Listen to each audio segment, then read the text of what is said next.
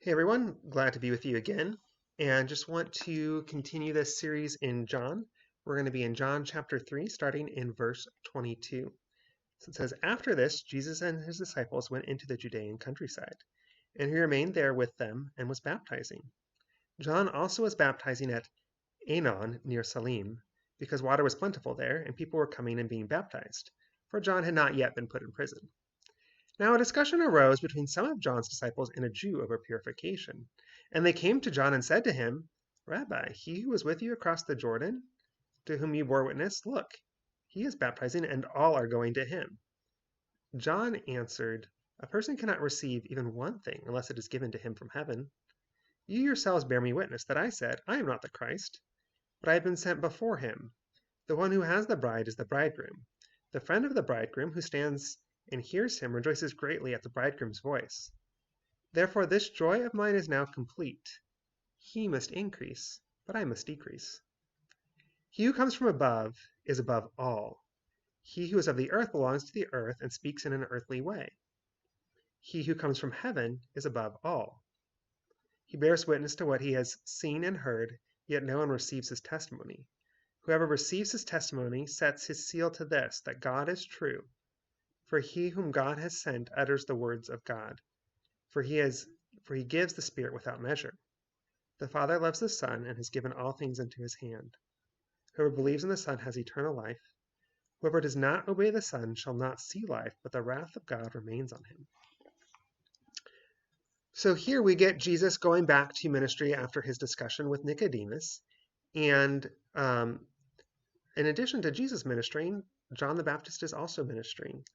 And as things are going in the course of their ministries, Jesus is now attracting more and more followers, taking away some of the followers of John, which we already saw when John sent some of his disciples to follow Jesus. But the thing is that other people assume that this will make John jealous, that he'll feel like, oh, why am I losing followers to this other young upstart guy? Well, when John is questioned about that, he actually understands quite well who Jesus is and quite well what his role is. He says, look, I am given my followers from heaven.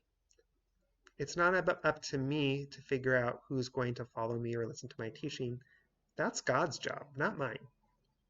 And furthermore, I know who this guy is who they're following, basically. I've already said I'm not the Christ, but I'm the one kind of waiting for the Christ. So if he is the Christ, they should go follow him. And then he ends by saying, he, meaning Jesus, must increase and I must decrease. He understands that he's going to actually need to lose followers so that Jesus can gain more followers, which is not always something that we think about. A lot of times we think that we need more people to listen to us so that they'll listen to Jesus. But John had a different perspective, and he knew that the people listening to him would actually have to decrease for Jesus to gain more followers. And then we hear from John the writer after that, when he talks about the one from heaven being above all. We hear that, that John basically has the right perspective of, since Jesus is the teacher from heaven, we actually really need to follow him above anyone else. And he is the one who gives eternal life, not any other teacher. And so one thing that actually means for us is that we have to be careful who we're listening to. So kind of the practical application, we'll circle back to kind of a further understanding question, but in the practical application question is, there's kind of two. One is, who am I really listening to? Am I listening to Jesus above all, or do I expect me to have eternal life or abundant life or the good life on earth? Am I listening to somebody else who has their own ideas and their own vision apart from Jesus with that? And then also a practical application is, am I willing to decrease so that Jesus can increase? Basically, are you willing to direct people to, instead of following you, to follow Jesus? Sometimes we think that those things are the same, and they're not. Sometimes we will say things just to gain more popularity rather than to make Jesus more popular.